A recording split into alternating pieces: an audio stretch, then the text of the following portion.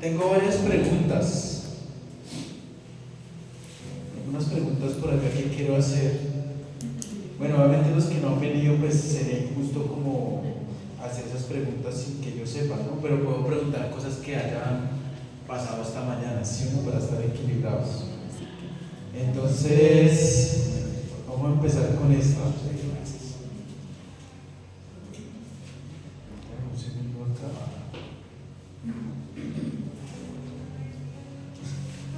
Bueno, ¿cuántos libros tiene la Biblia? 66. Pero levantando la mano. Pero tienes que mirar porque Tengo que mirar, ¿no? ¿Cuántos? 76. ¿Cuántos en el antiguo y cuántos en el nuevo?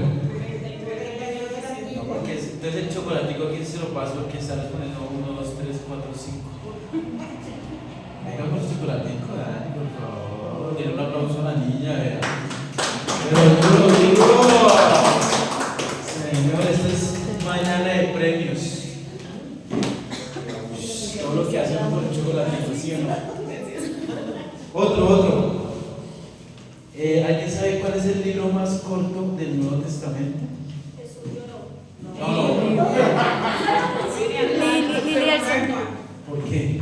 Tiene un capítulo, 2 capítulos. Bien, vean, un aplauso para Lili No también. sé. El aplauso. ahora Bien. Alguien que me dé un resumen de lo que dijo Giovanna esta mañana. Ella nombró una palabra específica. Luego para que también luego tenga la oportunidad de decir. No, Dani, no se puede repetir. ¿Quién da más? no. Dime. Bueno, Joana refirió que el Señor es el que debe tener el control de nuestras vidas. ¿Por qué? Porque si lo tenemos nosotros no estamos capacitados porque de pronto nos podemos equivocar en ese proceso. Pero si el Señor tiene el control, todo lo que se haga bajo, que Él no lo permita hacer bajo su voluntad, todo será realizado.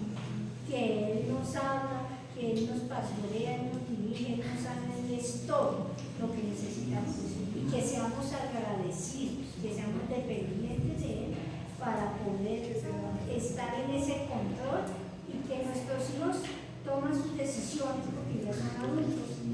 Entonces nosotros no podemos controlar esa situación, sino es Dios que va a controlarlos a ellos para que tomen decisiones sabias y correctas. Muy bien, yo no te aplauso. Bravo.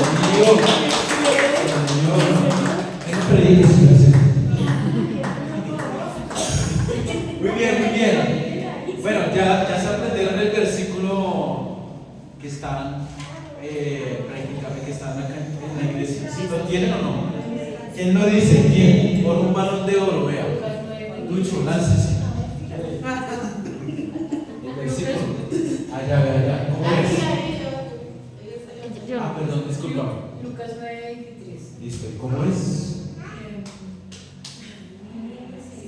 Negarse a sí mismo y seguir a Cristo y tomar la cruz que nos corresponde. Bien. No lo dijo como esto, no lo para canción. Es digna de un chocolate. Sí, Pero listo. Bien. Vamos a una pregunta más difícil. ¿Qué significa Emmanuel? ¿Alguien sabe? Pero todos allá. Dios con nosotros. Venga, pensé con su chocolatico de una. Muy bien.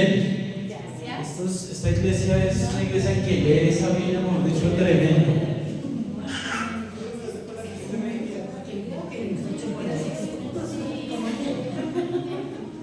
Bueno, esta sí que creo Dios al tercer día.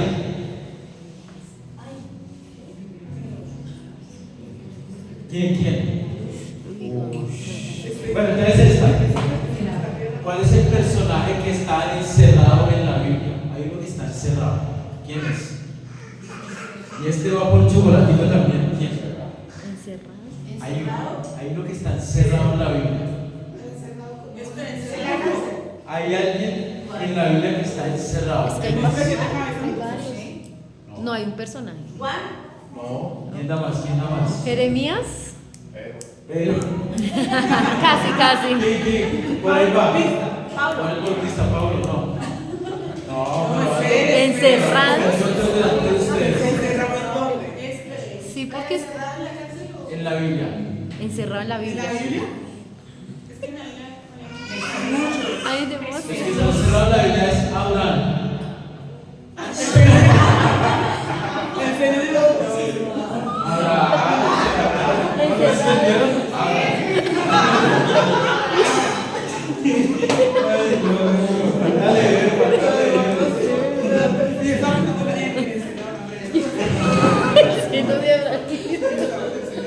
Bueno, este último, y los otros platicos los voy a dar para después. ¿Cómo se llamaba la suegra de Ruth? Hay una persona de esta iglesia que tiene el nombre de esa persona, de Ruth. No se vale, los que ya ganaron no se valen. Noemí. ¿Quién dijo Noemí? Todas. Ah, es que somos suegra. Démosle a la pastora. Ay, gracias, Eva.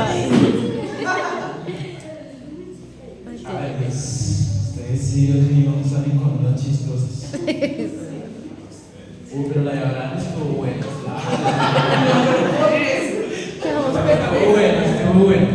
Bueno, alguien que por favor me colabora apagando un poquito las luces como para poder ver acá las diapositivas. Uy, algo le hizo Lili ahí.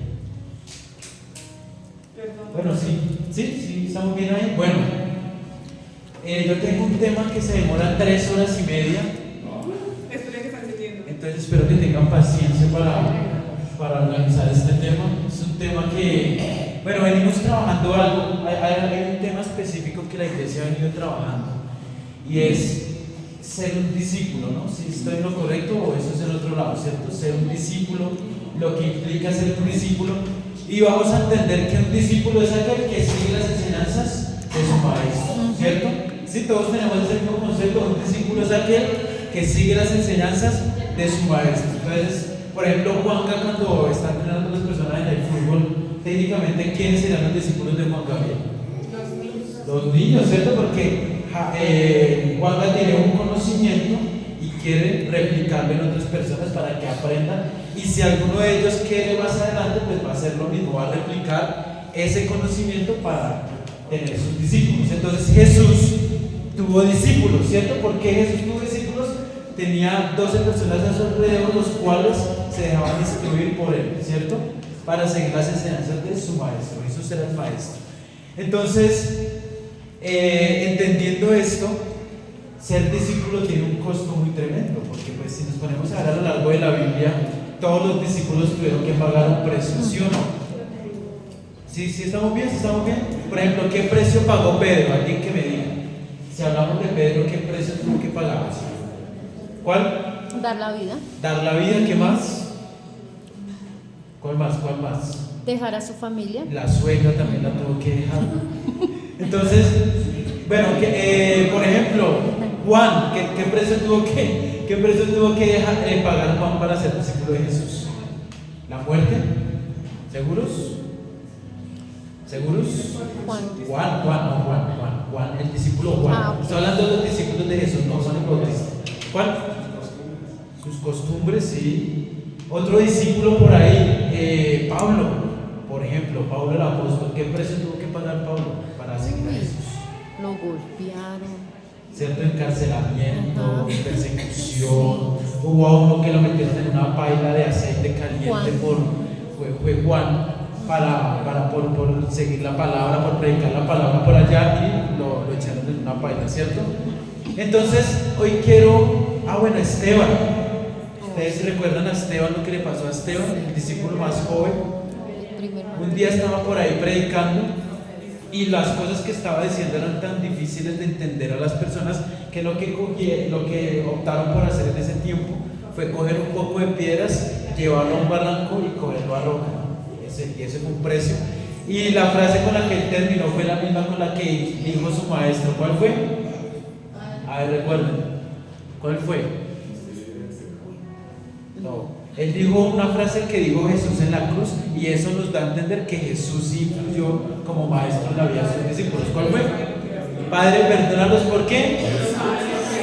Esa dijo Esteban. ¿Sí? Recordemos que Esteban estaba allá con su cara ya llena de sangre, brotado, porque yo no sé si ustedes pueden imaginarse qué debe sentirse cuando si a uno lo mataron la roca, ¿no? Entonces imagínense 500 personas cada uno cogiendo la roca puntuda, redonda, la más pesada, y coger a quemarropa a la persona y técnicamente matarla de esa manera. Y él simplemente dice esta frase y es: Padre, perdónanos porque no sabes lo que hacen. ¿Y quién dijo esa añitos atrás? ¿Quién había dicho esa frase en la cruz? Jesús también, abierto de par a par en una cruz, escupido con una corona de espinas, todos burlándose de él, dos ladrones a su lado diciéndole: si eres hijo de Dios, sálvate a ti mismo. El otro diciéndole una cantidad de cosas. Este salvó a otros, pero no es capaz de bajarse de esa cruz.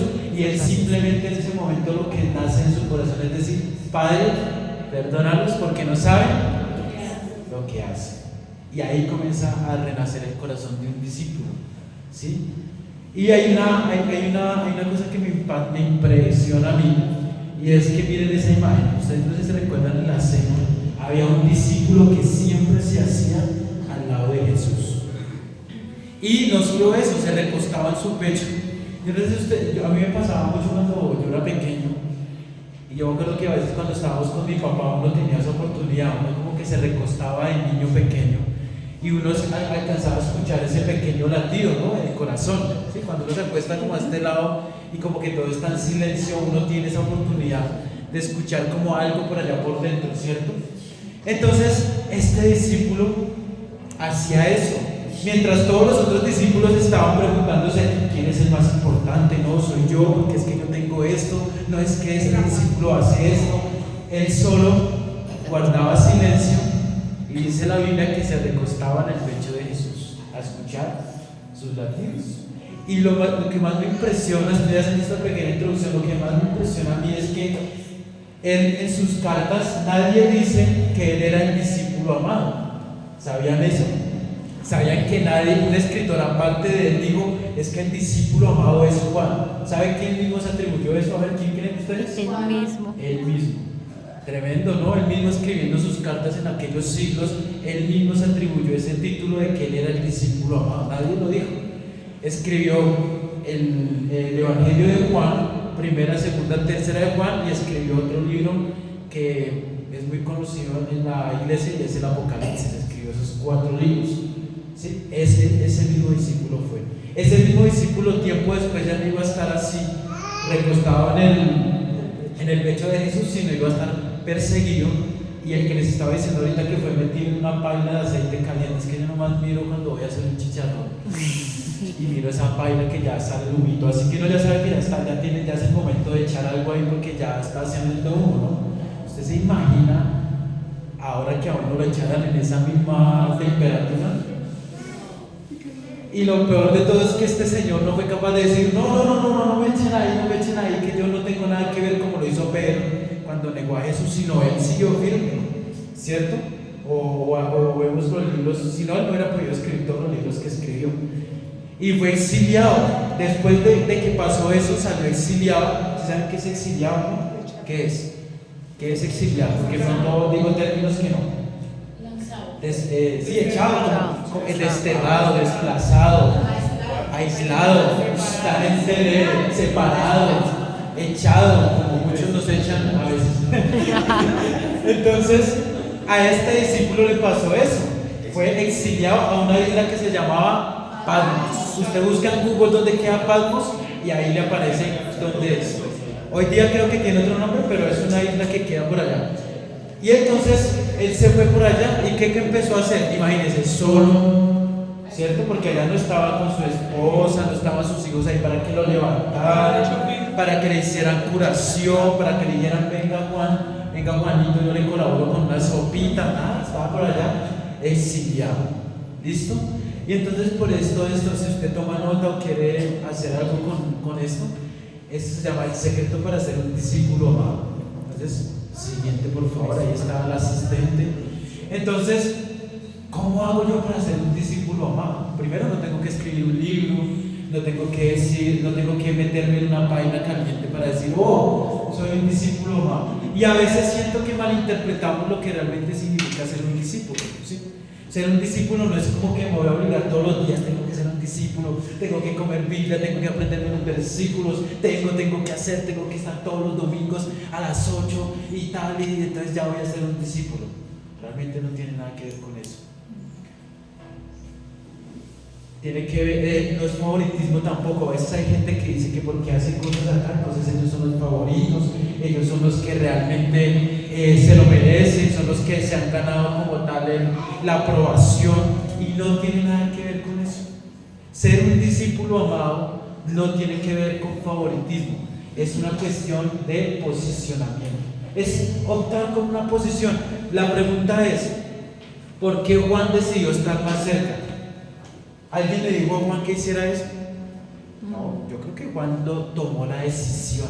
Él, en vez de ponerse a discutir quién es el mayor, quién es el menor, quién es el más importante, porque los discípulos le estaban preguntando: Jesús, dinos por favor quién de nosotros es el más importante en el reino de los cielos, ¿cierto? Y Jesús les contestaba, pero Juan, me gusta la posición de Juan porque Juan no pensaba en eso. Juan simplemente se iba y se recostaba en el pecho de Jesús, y yo me imagino que pensaba y escuchaba el latido, y simplemente no era preferido, pero era el que permanecía. Juan se cataloga mucho porque era un discípulo que permanecía. Y nosotros, como discípulos de Jesús, estamos llamados a permanecer, ¿cierto? No por favoritismo, no por envidias, sino simplemente a permanecer. Entonces, Juan decidió estar cerca porque él lo decidió, porque él lo quiso. Y fijémonos que ese versículo que estamos leyendo en Lucas 9:23 dice: si alguno quiere venir en pos de mí, ¿cierto? Ahí lo está diciendo: todos vengan por favor. Tú, el que tienes como un porte espectacular, entonces ven a ser mi discípulo, ¿cierto? En ese versículo dice: si alguno quiere. Esa palabra quiere, yo la traduzco, no sé si estoy bien, la pastora me corrige, los teólogos como Daniela, como Ketty, que han estudiado años, 35 años estudiando esta cuestión, y ellos ya saben, no me pueden lanzar roca aquí. Ese querer significa que yo tomo mi propia decisión. Digamos, ustedes hoy están acá porque quisimos. ¿Quisieron? Yo creo que nadie les pone un cuestionamiento, un arma en la cabeza y tienes que irte, sino Jesús nos invita hoy a querer. El que quiera venir en pos de mí, nieguese a sí mismo, tome su propia cruz y siga. Tiene que nacer un querer de nosotros. Siguiente, por favor. Proximidad. Proximidad tiene que ver con acercamiento. Número 1, listo, ahora sí acá empezamos como a deducir cómo ser un discípulo amado. Entonces el primer punto es tener proximidad. Juan 13:23 dice: y uno de sus discípulos al cual Jesús amaba, ¿saben quién escribió eso? Juan. ¿Sí ve cómo él se atribuía eso? Eso no lo escribió alguien externo.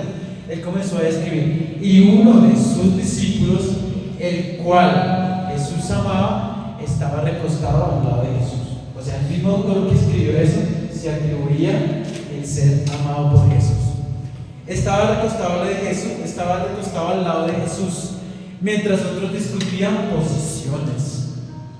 Juan buscaba presencia. Miren la diferencia. Un verdadero discípulo de Jesús deja de buscar posiciones, deja de buscar interés, deja de buscar milagros, deja de buscar beneficios, deja de buscar. Lo único que le interesa es buscar la presencia del Maestro. ¿Sí? Hay una historia que pasa en la Biblia en algún momento de la vida, y Jesús está diciendo unas palabras durísimas por allá en un monte. Yo no sé si ustedes se acuerdan, y Jesús comienza a decir una cantidad de cosas que todos comenzaron a irse, ¿cierto? Y Jesús les hace una pregunta, mira, los discípulos, y les dice: ¿ustedes también se van a ir?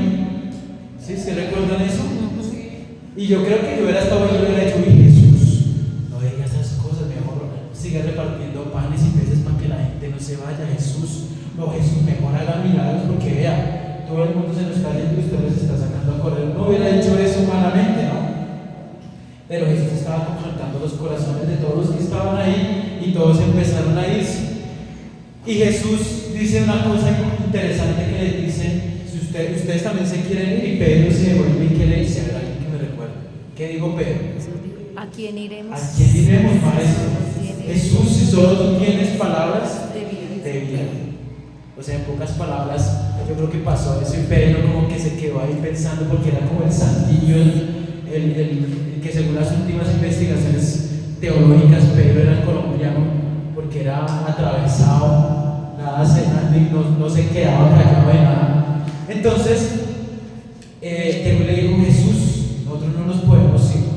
Voy a traducirlo acá en nuestro lenguaje, no, Jesús, nosotros no podemos irnos, porque solo contigo podemos hacer grandes cosas, solo contigo podemos, solo tú tienes lo que nosotros no tenemos humanamente, tú eres el Hijo de Dios, tú eres el que ha venido de Dios para libertarnos a nosotros, ¿cómo podemos irnos? Técnicamente eso es lo que le dijo Pedro.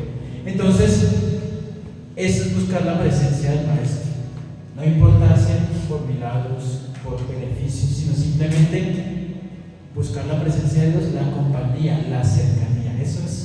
Eso ahí comienza a renacer el corazón realmente de un discípulo. ¿Sí? No tanto es en el activismo, sino en eso. El secreto no era el talento, no era el liderazgo, sino era la proximidad. Siguiente. No puedes oír el latido de alguien si está lejos, es algo muy lógico. ¿O sí? ¿Cómo es la forma, si usted quisiera escuchar el latido de alguien, qué debo hacer para lograrlo percibir? Acercarse. Sí, por ejemplo, vea, Sofía está sintiendo el latido de su amado. Sí, es aproximación. Si yo quiero sentir el latido de alguien, tengo que aproximar. La intimidad no es automática, es intencional. Tengo que buscarlo, tengo que prometerme hacerlo. Muchos quieren ser usados, pero pocos quieren estar. Eso sí es verdad. Muchos queremos los beneficios, pero muy pocos queremos cargar la cruz que nos ha tocado pagar a muchos para estar donde estamos. Y no quiere decir que estemos en posiciones presidenciales, de Senado, de la República, porque son cargos muy altos, pero en nuestra vida estamos en algunos procesos caminando y trabajando. Siguiente, por favor. El 2, permanecer cuando duele. Wow, este es brutal. Porque muy pocas personas realmente permanecen cuando las cosas se ponen difíciles y tensionantes, ¿o no? Lo hemos comprobado, ¿no? Amigos, la misma familia muchas veces, ¿cierto?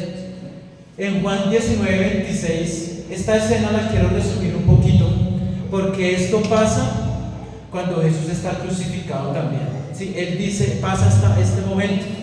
Cuando vio Jesús a su madre y al discípulo a quien amaba, vea otra vez ese discípulo escribió en su libro, el discípulo a quien amaba. Este tipo como que era intenso con eso, ¿no? Este tipo como que a todos le quería dar claro, yo soy el que ama a Jesús. Y yo creo que a todo el mundo, ese era ese tipo fastidioso que ustedes ven a toda hora y que tiene algo ahí que se las cree y quiere que todo el mundo lo sepa. No sé si le ha pasado. Yo creo que Juan era así. Yo soy el discípulo amado. Venga, le cuento algo. Yo creo que antes de empezar a contar ese algo, yo soy el discípulo amado de Jesús. Y terminó escribiéndolo en sus cartas. ¿Sí? Cuando vio Jesús a su madre y al discípulo a quien él amaba, que estaba presente, vea esta frase, que estaba ¿qué? Presente. Todos los otros discípulos, ¿dónde estaban en ese momento? ¿Alguien recuerda? Hagamos un resumen de 3 segundos. Unos estaban escondidos, otros estaban esparcidos, el otro ya había negado a Jesús, el otro ya se estaba colgado por allá porque lo había vendido. O sea, técnicamente el movimiento de Jesús estaba terrible, ¿cierto? Porque todo su movimiento ya estaba, y Jesús ahí en la cruz. ¿Y quién creen ustedes que estaba ahí? Juan, ¿cierto? Juan estaba ahí. Increíblemente Juan estaba ahí presenciando, estuvo con la mamá. Y cuando estaba ahí al frente, esta frase sucede cuando él está ahí al frente viendo a Jesús crucificado.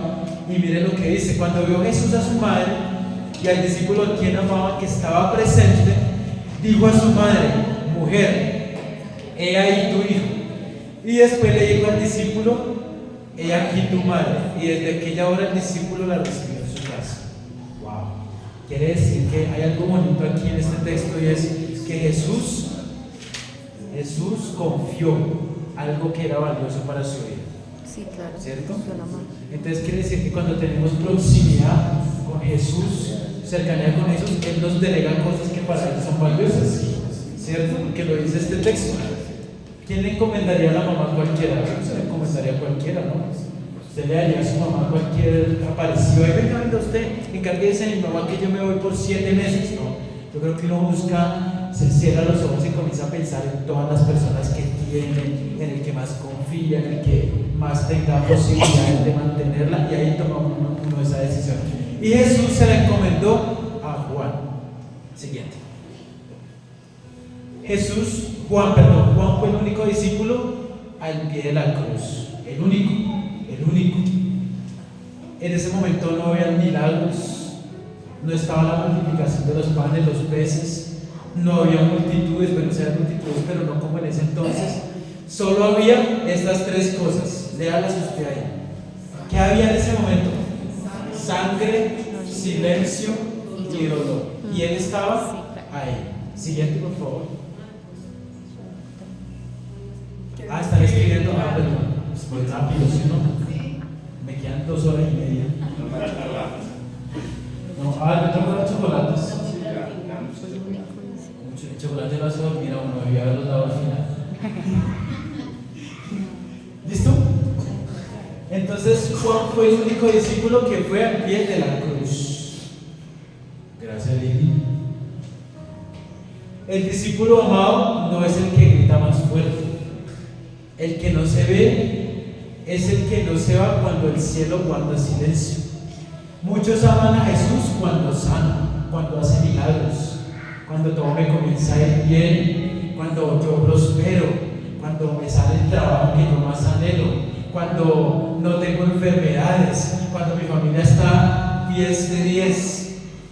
Pero el discípulo amado lo ama cuando duele, ¿cierto? La mayoría de cristianos yo creo que abandonan las cosas o abandonan a Dios cuando las cosas se ponen tensiones, ¿cierto? Porque uno se puede poner a preguntar ¿por qué? ¿Listo? Siguiente, por favor. ¿Ah, sí? ¿Los tenemos? Está como corriendo. Son 65 diapositivas, ¿cómo no va a estar corriendo?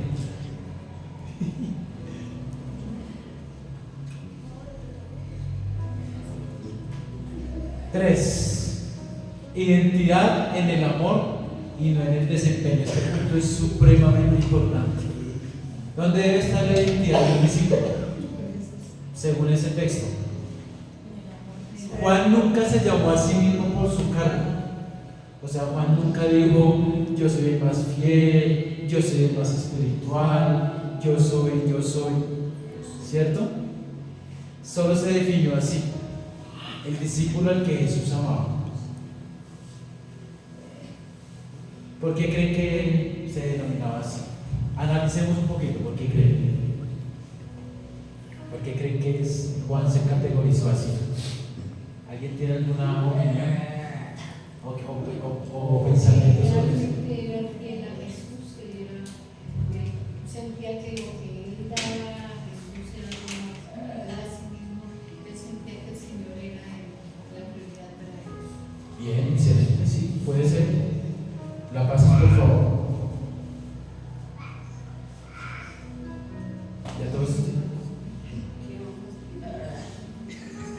Entonces, ¿qué pasó? ¿No alcanzan a escribir? ¿No te vuelves? Son 65 diapositivas y hasta ahora voy como en las 7. No, o sea, el tercer punto, pero en diapositivas se llevan como 7.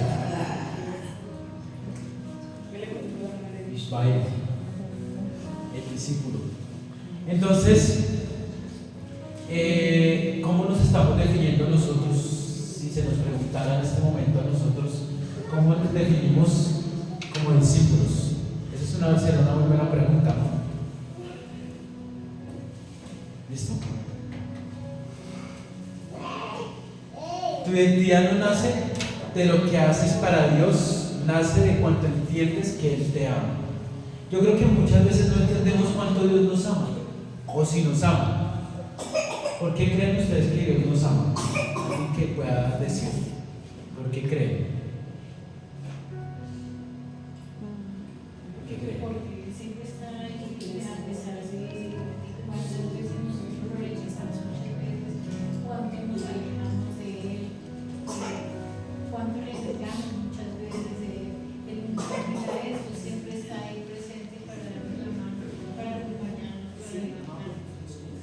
Súper, señora.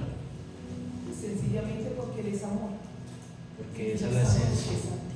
Sí, y es algo difícil de entender porque uno a veces tiene una forma de pensar diferente de Dios conforme como uno haya también tenido una experiencia en esta vida terrenal, ¿no? Si yo toda la vida recibí golpes, recibí abuso, recibí menosprecio, recibí desprecio, ¿sí? Es difícil uno entender que hay un Dios que lo ama o no. Sí, claro. Es difícil. Yo me acuerdo que a mí me pasaba mucho eso, porque cuando nosotros crecimos en mi familia, no fue una familia como todo lo pintan, ¿no? Una familia convencional, una familia estructurada, una familia donde está la mamá, el papá, los hijos, todos felices saliendo de compras en el carro, ¿cierto? Yo crecí en una familia muy diferente y disfuncional, ¿cierto? Y resulta que cuando una familia es muy disfuncional, uno crece de una forma diferente y difícil, ¿sí? Había golpes, había palabras difíciles que entraban al corazón de uno, y es muy complejo eso. Cuando mi papá se va de la casa, menos. O sea, tras de que estando era difícil con él, ahora cuando se marchó de la casa era muy complicado, ¿no? Porque pues digamos que uno se sentía inseguro, uno como hijo se sentía inseguro, se sentía de pronto dejado, abandonado, y vienen y te dicen que Dios nunca abandona, o vienen y te dicen que Dios es amor, que Dios te ama tal cual como eres. Es muy difícil, la verdad es muy difícil aceptar eso cuando te dicen, no, mira, Dios te ama, ven a la iglesia, tu sufrimiento te lo puede quitar Dios, y uno todo cargado emocionalmente, porque la figura paterna o materna que uno tenía en casa nunca me mostró esa imagen de Dios, ¿no? Cuando tu identidad está en su amor, no compites, no necesitas aplausos, no sirves por aprobación y no te ofendes fácilmente. Es decir, que nosotros no necesitamos ese tipo de aprobaciones para sentirnos amados por Dios y para nosotros corresponderle ese amor. Y a continuación hay una imagen siguiente que vi en una película, bueno, yo creo que ustedes todos la han visto, ¿no? ¿Cuál es esa? Pensé que iban a decir Matrix. La pasión de Cristo. Y esa imagen, ese tipo que está ahí abajo es Barrabás. ¿Sí se acuerdan de él o no? ¿Quién era Barrabás? Un ladrón, un matón, un tipo que estaba haciendo atrocidades y ya estaba en la cárcel. Y tienen a Jesús. Y comienza Pilatos a decir, bueno, ¿a quién quiere que liberemos? Tenemos a Jesús que se proclama el rey de los judíos, su rey. Y aquí por este lado, este es de izquierda, y aquí en la derecha tenemos a Barrabás. ¿A quién quiere que elijamos para la crucifixión? Entonces todos, a Barrabás. ¿Y qué pasó? Escogieron a Barrabás. Y bueno, y algo parecido con el tiempo actual es que hoy día seguimos eligiendo los ladrones, ¿no? Entonces, eligieron a Barrabás.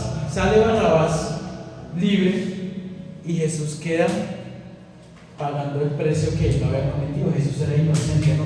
Ese es un ejemplo de sustitución de nosotros. Cuando yo veo esa imagen, yo siento que nosotros, la humanidad, somos como ese Barrabás. Somos culpables. Ustedes dirán, pero yo ¿qué he hecho en la vida para ser culpable? O sea, ¿por qué en las cosas que tienen que ver con Dios siempre lo hacen a uno imponer en una posición de culpable y tengo que aceptar ese supuesto perdón? Pero si es que yo no he hecho nada, soy ser humano, me equivoco, ¿sí? Pero si entendemos la magnitud de lo que significan mis acciones, que todo viene desde el principio, es si yo digo, soy culpable.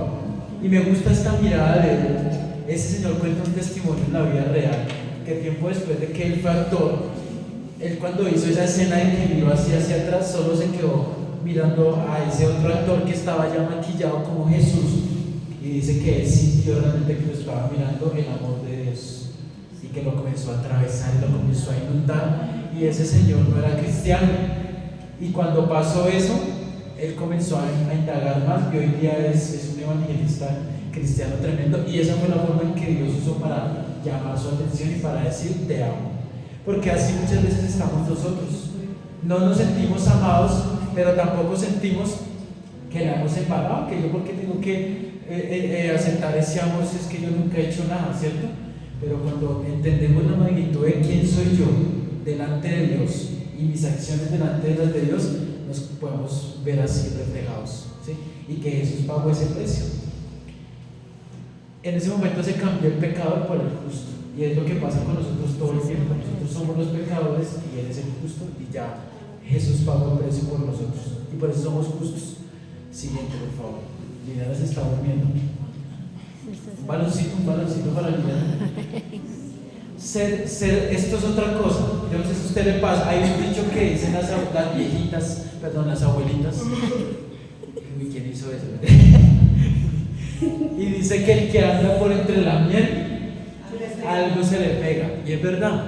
Usted pásasela mucho tiempo con alguien y usted termina haciendo sus costumbres. Usted cuando ya comienza a decir palabras que también esa persona dice, comportamientos, acciones, y uno termina hablando igual, haciendo cosas igual. Entonces dice ser transformado por la cercanía. Eso es una parte fundamental. Entonces, cuando Juan empezó en el ministerio, ¿sabe qué significa el nombre de Juan? Ahí está, hijo del trueno. O sea, no piensen que era hijo del Thor, porque Thor era Dios del trueno, no, eso no es ¿verdad? Juan significaba hijo del trueno. ¿Por qué creen que se llamaba así? ¿Qué tenía ese tipo? Vea, ahí se los escribí. Era impulsivo, fuerte, intenso, ¿cierto?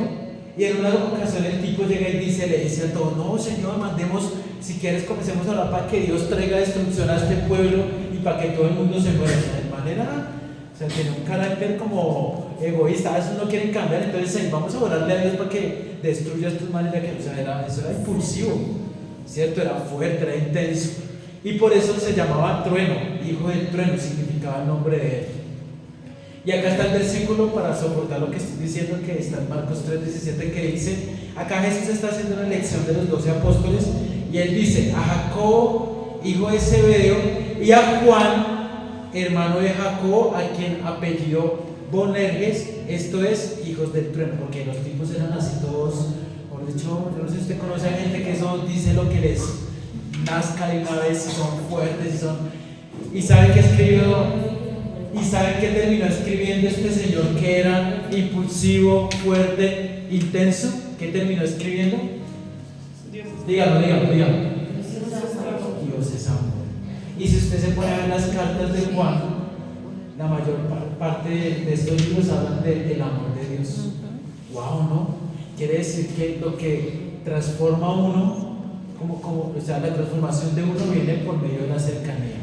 Y si en ese momento estamos hablando de que él se recostaba en ese pecho de Jesús, quiere decir que el amor que escuchaba ahí en ese corazón latido comenzó también a transformar el corazón impulsivo, fuerte e intenso de Juan. Y ahí empezó a haber un cambio. Juan 3:16 dice: porque de tal manera amó Dios al mundo, ¿cierto? Y escribió eso Juan. Por allá dice: Dios es amor, y el que no tiene amor no conoce a Dios, porque Dios es amor. Y él todo lo comenzó a relacionar con el amor. A mí algo que me impresiona es que el tipo no tenía nada de amor cuando recién llegó como discípulo, sino que eso comenzó a gestarse con el tiempo. Comenzó a escribir que Dios era amor. ¿Qué le pasó? No fue la información, fue una exposición constante, lo que le estaba comentando, al corazón de Cristo, lo que produjo la transformación de este discípulo. Entonces, es decir, que la transformación de nosotros como discípulos no es viniendo todos los días acá religiosamente a una iglesia, no es aprendiéndome la Biblia 550 versículos, no, realmente no tiene que ver con eso. ¿Sí? ¿Sabe con qué tiene que ver? Con la aproximación con el Maestro, con la relación íntima que tengamos con él, y ahí va a comenzar a haber una transformación. Y es lo que posiblemente nos falta a nosotros como iglesia. Por eso no crecemos, por eso de pronto estamos acá los mismos 5 mechudos de siempre. Porque en serio, porque es que tenemos que entender que esto tiene que causar una revolución primero en mí, para que eso se comience a desbordar e impactar a otros. Ese realmente es el sentido de las cosas. No es predicando y siendo religiosos y haciendo cosas religiosas, sino realmente es con las acciones. Y las acciones finalmente, ¿qué es lo que evidencia? Lo que tenemos por dentro. Eso es, ¿cierto? No puede ser que apenas crucemos esta política pues nos transformemos y ya, acá todos somos bonitos y alitas y la aureola y todos somos súper santos ahí, ¿cierto? Pero realmente tiene que haber una aproximación con el maestro para que suceda un cambio como hijo, y eso es realmente, en eso consiste realmente lo que es el discípulo, en aproximación con su maestro, ¿cierto? Y yo quiero animarnos con algo, y es, a pesar de que yo tenga el corazón de querer ser un discípulo y así cometa errores como los cometieron los otros discípulos, hay una esperanza y es la restauración, porque a veces algo que no nos deja a nosotros ser esos discípulos o acercarnos como discípulos es la culpa. ¿Qué le pasó a Judas? Por la culpa que tenía, se ahorcó. ¿Y qué le pasó a Pedro a pesar de la culpa que tenía? A mí me gusta comparar esto porque ambos eran discípulos, tuvieron al maestro en igualdad, pero las decisiones de ambos fueron totalmente distintas. El destino de los dos fue totalmente distinto, pero por la cuestión del corazón. Yo estoy seguro que si Judas le pide perdón a Jesús por haberlo vendido por 30 monedas de plata, él lo hubiera perdonado, porque con Pedro lo hizo, ¿o no? Acordémonos que no hay favoritos, o sea, ahorita no, de pronto no puede decir, no, pero es que perdonó a Pedro porque Pedro en algunas ocasiones dijo, tú eres el Hijo de Dios, y Jesús le dijo, eso no te lo reveló ni carne ni sangre. Y Pedro para alguna otra ocasión dijo, Señor, pero ¿a quién voy a decir? Tú solo tienes palabras de vida. Señor, pero si tú vas a ir a la cruz, yo moriré por ti. Y de pronto uno dice, uy, no, Pedro tenía sus puntos con Jesús, porque cada vez que Jesús anunciaba su muerte, Pedro decía, no, yo no voy a dejar que tú vayas, yo voy a ir a la cruz por ti, ¿cierto? Y uno diría, bueno, por eso Jesús fue como más suave con Pedro, y a Judas, como si era todo desgraciado, se robaba la plata de los discípulos. Entonces a veces sí como que no. Yo creo que Jesús tiene que ver más con la posición del corazón. Realmente tiene que ver con eso, no con favoritismo. Listo. Te conviertes en aquello que te expones continuamente. Uy, esto sí es un hecho real. Realmente el que se acerca al fuego termina termina ardiendo. Esta frase es buenísima. El que se acerca al fuego termina ardiendo. Eso sí es verdad. ¿Y cómo es que dicen las viejitas? Qué pena que existen tanto a las viejitas esta mañana. ¿Cómo es? ¿Cómo es que se me fue? Dígame, ¿qué me es parecido a eso? Algo que no haga esto porque le pasa algo, o sea, viejitas que están, no mentiras. No mentiras. Bueno, el que se acerca al fuego termina ardiendo. Y el que se acerca al amor, ¿qué termina haciendo? ¿Termina qué? Amando. Por eso Juan terminó amando, porque se acercó al amor. El que quiere ser verdadero, ¿a quién tiene que acercarse? Al que tiene la verdad, ¿cierto? El que quiere tener buenas conductas, el que quiere cambiar su forma de pensar, el que quiere tener su forma, ¿a quién tiene que acercarse? Pues a alguien que sea así, ¿cierto? Que tenga más o menos el perfil que yo quiero lograr en performance. Entonces, por eso Juan escribe sobre el amor, porque ¿a quién se acercó? Al dador y al creador del amor desde el principio, a Jesús, ¿cierto? Siguiente, por favor. Acá llegamos a la conclusión. Acá concluimos. Yo siempre he dicho que no soy bueno para las diapositivas. El secreto para ser un discípulo amado no es hacer más. Eso es, no nos esforcemos por cumplir ese título, sino más con proximidad. Es estar más cerca, ¿cierto? Yo quiero pedir por favor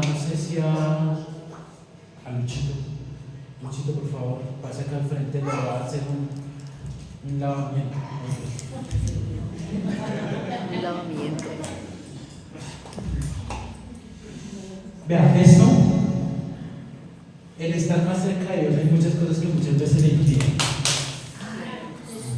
Ya comenzamos a pensar. Quiero que ejemplifiquemos esto. ¿Esto qué es? Un control. Él va a coger con controlcito, como la de Eclipse, ¿se lo han visto? Ah, sí. Adelante rápido. Ya los que se quieran ir adelante, ese rápido. Eso significa el control de su vida, sus pensamientos, usted todo lo controla, un carro, su bienestar, ¿cierto? Sus triunfos en la vida. Wow, este hombre ha logrado muchas metas, ha tenido medallas, reconocimientos. La parte estética, mejor dicho, le interesa mucho estar bien, su ego, sus cosas materiales, diversión, mejor dicho, todo lo que es distracción. Esto es ocupaciones, ¿cierto? En este caso su trabajo, sus negocios.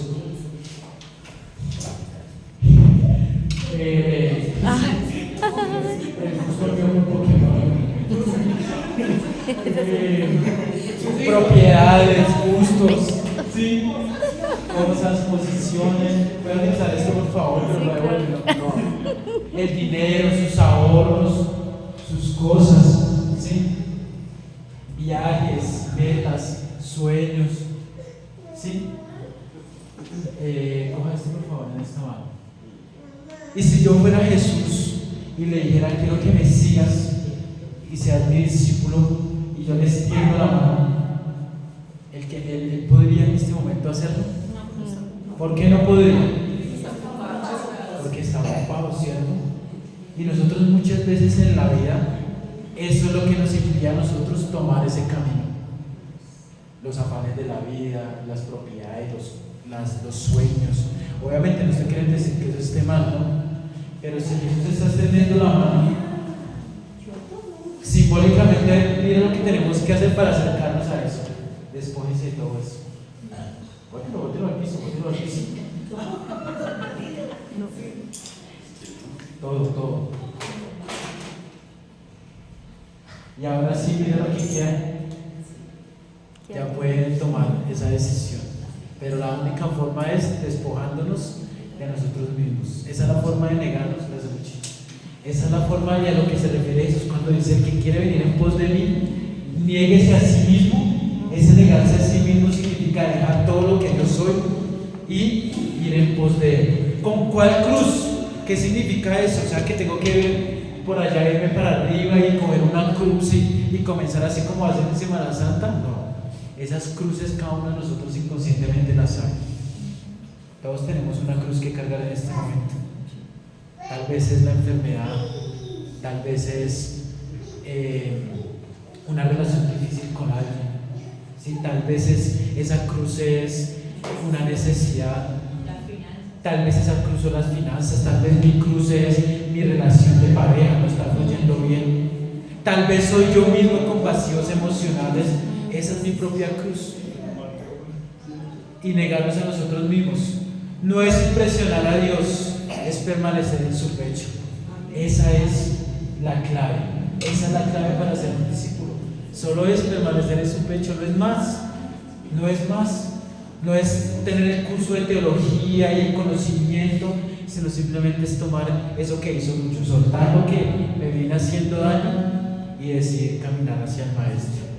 Tal vez no es el más preparado, tal vez no eres el más fuerte, pero si decides acercarte, si decides permanecer, a escuchar su corazón, puedes convertirte en un discípulo amado, porque el amor de Jesús no se gana pero el amor de Jesús no se gana, pero la cercanía sí se busca. Eso hace la diferencia. Eso hace la diferencia. Inclinemos por favor nuestro rostro.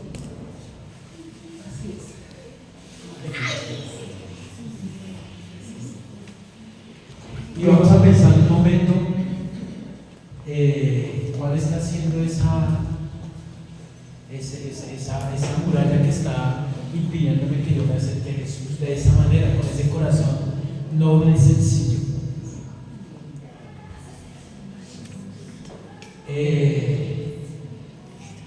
Señor, tú eres el dueño del amor. Tú eres el dueño, Señor, de nuestro corazón, Señor. Y hoy hemos aprendido un poco, Señor, tal vez se puede extraer muchas cosas de esta enseñanza. Hay mucha tela que cortar, pero yo quise solo centrarme en el corazón que forja el discípulo, en este corazón que necesita ser enamorado por el dueño del amor para yo poder ser ese discípulo. Y yo quisiera decir eso también. Yo soy Eduardo, el discípulo amado. Yo soy Daniel, yo soy Oscar, pero apodarnos con esa intensidad del corazón.